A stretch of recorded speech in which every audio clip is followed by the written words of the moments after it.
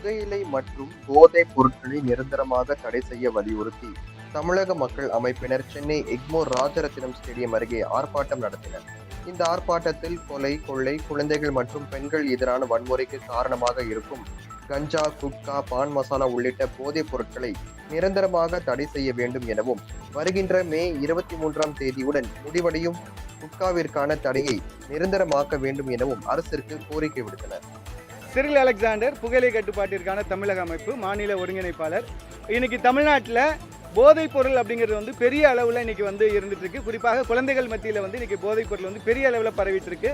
அதற்கு மூல காரணம் புகையிலை பொருள் தான். புகையிலை பொருள் தான் வந்து கேட்வே ட்ரக்னு சொல்கிறோம், அந்த குட்கா ப்ராடக்ட்ஸ்ன்னு சொல்கிறோம். அந்த குட்கா ப்ராடக்ட்ஸ் வந்து இன்னைக்கு தமிழ்நாட்டில் நிரந்தர தடை இல்லாத ஒரு நிலை இருக்கிறது.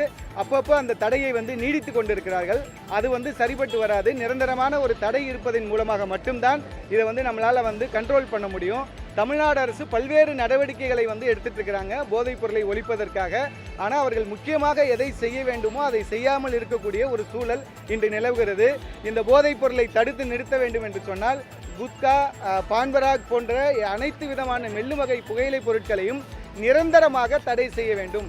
டெம்பரவரி ஆர்டர் வேலைக்கு ஆகாது. ஏன்னா 2023 இதே மாதிரி கிட்டத்தட்ட வந்து ஒரு 5 மாதங்கள் வந்து போதைப் பொருட்கள், இந்த குறிப்பாக இந்த புகையிலை பொருட்கள் விற்பனை செய்யலாம், குட்கா வந்து விற்பனை செய்யலாம்னு இருந்ததுனால தான் இன்றைக்கி வந்து பெரிய அளவில் நம்ம வந்து பல்வேறு பிரச்சனைகளை சந்திச்சுட்டு இருக்கிறோம். எல்லா இடங்கள்லையும் இந்த பொருட்கள் வந்து குவிந்து கிடக்கிறத இன்றைக்கி நம்ம பார்க்குறோம். அதனால் இதை தொடர்ந்து இதே மாதிரி போயிட்டு இருக்காம வருகிற மே மாதம் 23ஆம் தேதியோடு முடிவடைகின்ற இந்த குட்கா பேனை தமிழ்நாட்டில் நிரந்தர தடையாக கொண்டு வரணும். மீண்டும் மீண்டும் வந்து டெம்பரவரி ஆர்டர் கொண்டு வராமல் உண்மையாலுமே இந்த மக்கள் மீதும் குழந்தைகள் மீதும் அக்கறை இருக்கக்கூடிய அரசானது முழுமையாக நிரந்தரமாக இதை தடை செய்ய வேண்டும் அப்படின்னு சொல்லி நாங்கள் கேட்டுக்கிறோம்.